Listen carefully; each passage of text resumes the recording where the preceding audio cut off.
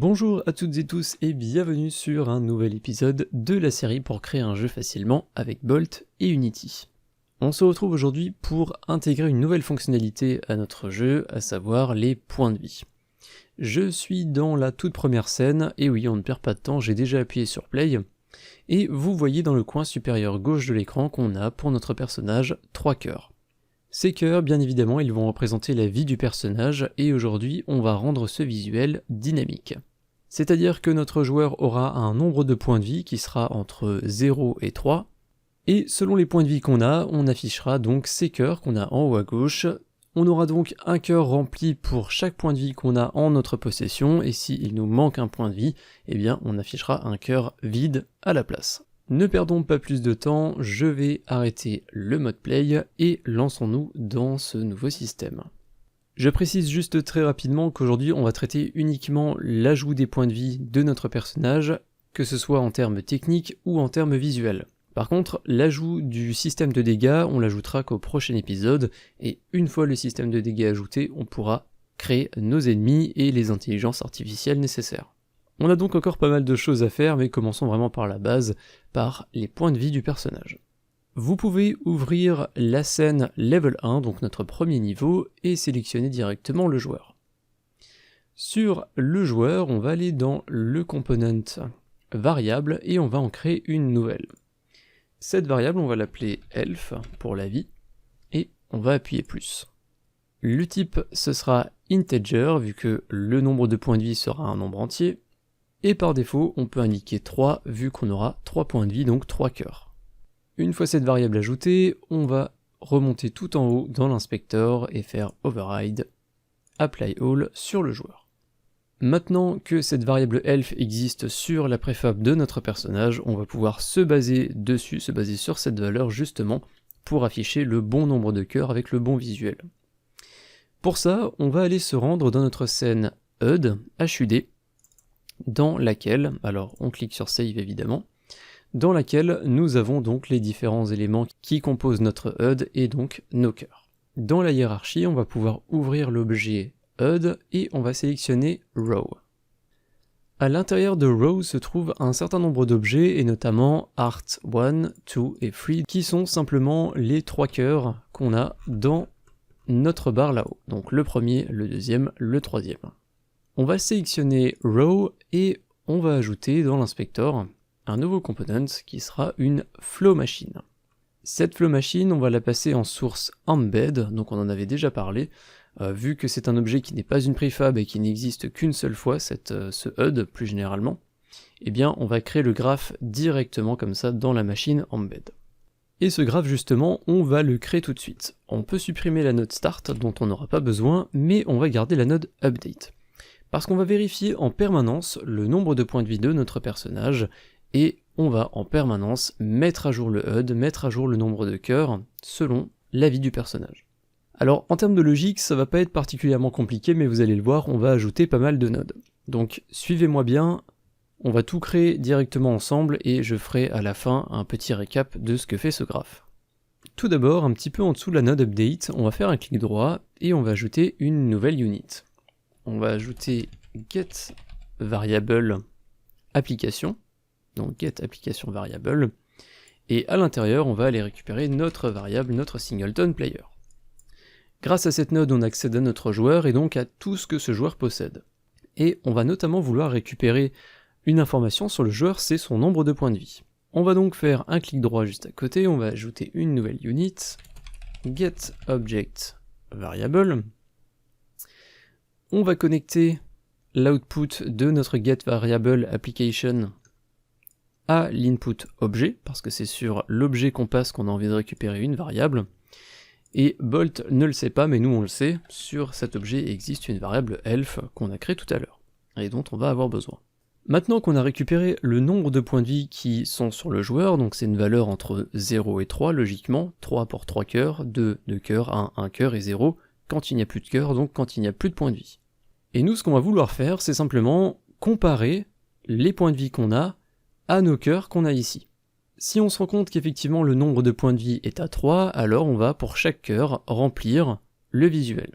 Si on n'a que 2 cœurs, alors on va boucler sur 2 cœurs et remplir encore une fois le visuel. On va donc, comme je l'ai dit, boucler sur nos cœurs. Tout ça sera évidemment bien plus clair une fois que le graphe sera terminé. On va donc faire un clic droit, ajouter une unit qu'on n'a pas encore vue et qui est une for each loop. On va la sélectionner, on va la mettre à peu près ici, et il faut qu'on précise sur quel élément est-ce qu'on a envie de boucler. Il va donc falloir qu'on ajoute encore une unit, donc clic droit, add unit, et on va ajouter une list of GameObject. Et c'est list of GameObject littéral qu'on va choisir. On voit dans cette node list qu'on a un petit plus, on va pouvoir appuyer 3 fois dessus parce qu'on a 3 objets nous à renseigner. Et ces 3 objets ce sont évidemment les 3 cœurs, qu'on va glisser dans l'ordre, c'est très important. Donc depuis la hiérarchie, Art1 dans le premier, Art2 dans le deuxième et Art3 dans le troisième. Cette liste d'objets, on va la passer à notre node forEach, ce qui veut dire qu'on va pouvoir boucler sur chacun de ces objets. C'est quelque chose qu'on va faire en permanence, donc la node update qu'on a laissée, on va connecter son flow à la node forEach. Et maintenant qu'on peut boucler sur tous nos cœurs et qu'on sait combien on a de points de vie grâce aux 2 nodes qu'on a là en bas, eh bien il ne nous reste plus qu'à mettre à jour le visuel des différents cœurs grâce à une comparaison. On va donc faire un clic droit, encore ajouter une node qui s'appelle Greater, donc plus grand. On va prendre le premier. Il faut qu'on précise quelles sont les 2 valeurs, donc on va dire que les points de vie ça va être la valeur A, et l'index de notre boucle à chaque itération ce sera notre valeur B. Et ici on va simplement dire que si le nombre de points de vie, donc la valeur A, est supérieur à l'objet sur lequel on est en train de boucler actuellement, donc à son index, plutôt à son numéro dans la liste des objets. Je vais revenir sur cette comparaison dans un petit instant, on va juste terminer pour que ce soit plus clair. On va faire un clic droit, on va ajouter encore une unit, et selon le résultat de la comparaison, on va utiliser un select. Donc on va passer le résultat dans le premier input, et ensuite, selon que A soit supérieur à B ou l'inverse, on va prendre true ou false. Donc effectivement, A c'est notre nombre de points de vie, et B c'est simplement l'index de l'objet sur lequel on est en train d'itérer dans la liste. Et donc nous, avec cette comparaison, on va vérifier, et on va dire que si le nombre de points de vie est supérieur au cœur sur lequel on est en train de boucler, ça veut dire que ce cœur sur lequel on est en train de boucler, eh bien on doit le remplir. C'est un cœur qu'on a actuellement, on a le point de vie, donc il faut remplir le cœur. Alors je sais que mes explications sont peut-être pas tout à fait claires, c'est parce que c'est pas très facile à expliquer, mais vous allez voir qu'en fait c'est vraiment quelque chose d'assez simple et de logique. Vous verrez tout ça une fois que ce sera terminé. Mais comme je le disais, effectivement, si on a le point de vie, alors le cœur on va le remplir, et pour faire ça, on va utiliser une node sprite littéral, dans laquelle on va cliquer sur le point ici, et on va chercher notre cœur qui est plein, et qui s'appelle ici HUD Art Full, qu'on peut sélectionner. Et on peut fermer cette petite fenêtre. On va ensuite s'occuper de false, qui va être quasiment pareil, qu'on va mettre juste en dessous. Encore une fois, ce sera un sprite littéral, sauf que si on a false dans le select, ça veut dire que on a moins de points de vie qu'on a de cœurs, et donc les cœurs restants, ou plutôt le cœur sur lequel on est en train de boucler, eh bien on ne doit pas le remplir, pour indiquer au joueur qu'il n'a pas tous ses points de vie. Donc pareil, on clique sur le point, et on va chercher cette fois-ci le cœur qui est vide. Donc HUD Art Empty. Et on peut fermer. Maintenant qu'on sait dans le select quelle est l'icône pour chacun des cœurs, eh bien il suffit simplement d'y accéder et d'insérer le banc visuel. On va donc connecter le résultat du select à une node image setSprite. On la sélectionne. Alors il y a une petite erreur dans la connexion qui s'est faite, on peut l'enlever, donc on met la souris dessus, puis clic droit. C'est bien le résultat du select qui contient le sprite à utiliser, donc ça se connecte bien à au dernier input qu'on a ici. Et il faut qu'on précise quelle image on veut modifier, et ça c'est plutôt simple parce que vu qu'on boucle dessus, ici on le sait déjà, donc on va juste passer item, à savoir l'élément sur lequel on boucle, à l'input ici de type sprite. Et forcément, si on veut que toute cette partie qui est actuellement grisée se lise pendant l'exécution, eh bien, il faut connecter tout ça au flow, et on va le faire via la sortie de flow body qu'on a ici et qu'on va connecter juste là. Donc la sortie body, elle permet de lire le flow pour chacun des éléments sur lesquels on boucle, et la sortie exit, elle ne va se lire qu'à la fin de la boucle. Et nous, on veut lire tout ça de toute façon en permanence, donc on va utiliser uniquement body. Voilà tout pour ce graphe qui peut paraître compliqué parce qu'il y a vraiment beaucoup de nodes, beaucoup de connexions, mais c'est pas particulièrement complexe. Je vous propose un petit récapitulatif extrêmement rapide juste avant qu'on teste. Donc commençons par le haut, par la node update, comme je le disais, on va vérifier en permanence le nombre de points de vie du personnage et on va mettre à jour le HUD en fonction des points de vie. Pour ça, on a besoin forcément d'avoir le nombre de points de vie du personnage qu'on va récupérer grâce à ces deux nodes. Et notre but, ça va être de comparer le nombre de points de vie avec le nombre de cœurs qu'on a à l'écran. Et pour ça, on va utiliser une boucle. On va passer sur chacun des cœurs et on va vérifier qu'on a le point de vie, en fait, en quelque sorte, associé à ce cœur. Donc on va commencer par Art1, on va passer dessus, on va vérifier si on a un point de vie, si effectivement c'est le cas, alors on va remplir ce cœur. Chose qu'on va faire donc avec les sprites qu'on a ici, et qui vont se sélectionner suite à la comparaison.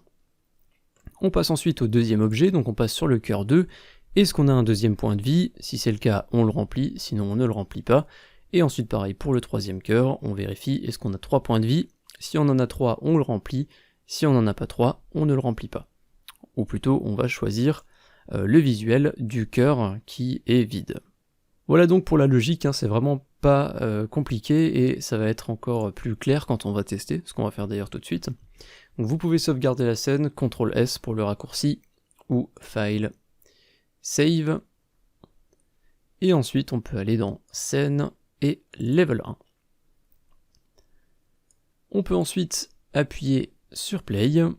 On peut voir que par défaut on a bien les 3 cœurs qui sont affichés en haut à gauche, ils sont tous bien remplis, donc a priori notre personnage a tous ses points de vie. On va maintenant aller sur Player, et on va pouvoir jouer un petit peu avec le component variable de l'inspector, qu'on a ici, parce que si on modifie le nombre de points de vie, donc elf par exemple, ici on est actuellement à 3, si je le passe à 2, vous pouvez voir que automatiquement, dynamiquement, on a un cœur qui s'est vidé, parce qu'on n'a plus que 2 points de vie. Pareil si je passe à 1 ou à 0. Si je vais à 0, vous voyez que le nombre de cœurs affichés, eh bien, il y a toujours autant de cœurs, mais ils sont tous vides. Si je passe dans le négatif, forcément, il ne se passe rien parce qu'on n'a pas vraiment traité ce cas. Chez nous, on a considéré qu'on avait 3 points de vie maximum et qu'on avait donc 3 cœurs à l'écran. C'est évidemment pareil si on dépasse le nombre de cœurs. Si je mets 5, vous voyez que tous les cœurs se sont remplis, parce qu'on a au moins 3 points de vie, mais on n'a pas de cœurs qui sont apparus, ou on n'a pas non plus d'erreur dans la console à ce niveau-là. Donc nous, on est vraiment parti du principe qu'on aura 3 points de vie, et 3 cœurs qui seront associés à chacun de ces points de vie. Et c'est tout pour cet épisode. On va s'arrêter là, comme je vous le disais, ça va être un épisode particulièrement court, parce qu'on va juste ajouter la gestion des points de vie. Mais maintenant qu'on a fait ça, eh bien on va pouvoir gérer les dégâts, c'est-à-dire qu'on va pouvoir automatiquement accéder à notre joueur lors d'un certain événement, ça peut être un contact avec un ennemi, ça peut être lorsqu'il est touché par un projectile ou lorsqu'il touche un objet, eh bien on va pouvoir accéder au joueur et simplement modifier ses points de vie, passer à 2 ou passer à 1, donc maintenant le joueur il sait combien il a de points de vie actuellement, et il sait donc s'il doit faire attention ou s'il peut se permettre de prendre des risques. Ce qu'on a donc fait aujourd'hui, c'est le premier pas vers un système beaucoup plus complet de dégâts, de système d'invincibilité aussi, on en parlera un petit peu au prochain épisode, mais aussi d'ennemis et donc d'intelligence artificielle. J'ai très hâte de vous présenter tout ça, d'ici là, portez-vous bien. Comme d'habitude, je remercie les tipeurs sans qui cette série de vidéos n'aurait pas été possible, leurs noms sont affichés sur la droite, et un grand remerciement à David et Spyprog pour leur soutien sans faille depuis maintenant de nombreux mois. Je vous dis à très bientôt pour le prochain épisode, merci de m'avoir suivi, salut.